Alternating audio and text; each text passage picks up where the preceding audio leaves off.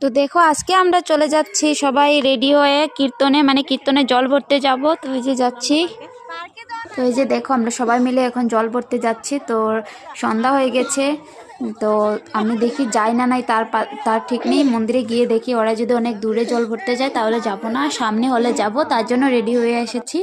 তো এই যে দেখো আমরা মন্দিরের সামনে এসে পড়েছি। তো এই যে বাবুকে ওর বাচ্চাটা কুলে দিয়েছিলাম, ও নিয়েছে, তার জন্য আমি এই যে এদিকে ভিডিও করছিলাম। দেখো সবাইকে দেখিয়ে দিচ্ছি তোমাদেরকে, এই যে দেখে নাও সবাই অনেক মানুষ হয়েছিল এদিকে জল ভরতে যাওয়ার জন্য। তো এই যে আমি মন্দিরের ভিতরে এসে পড়লাম এখন, মন্দিরের ভিতরে মানে প্যান্ডেলের ভিতরে এসেছি। মন্দিরের ভিতরে তো আমি যেতে পারবো না, কারণ আমার কালো সুজ আছে, আমার শ্বশুরমশাই মারা গিয়েছে। তো এই যে দেখো এদিকে আমি সবাইকে দেখিয়ে দিচ্ছি। দেখো সবাই তিলক পড়েছে, কিন্তু আমাকে তিলক দেয়নি, কারণ আমি তিলক বলে পড়তে পারবো না, তার জন্য আমাকে তিলক দেয়নি।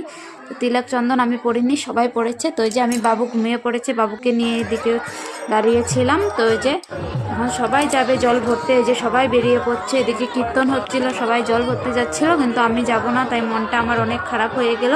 তো এই যে আমি এখন বাবুকে নিয়ে চলে যাব বাড়ি গিয়ে যাই।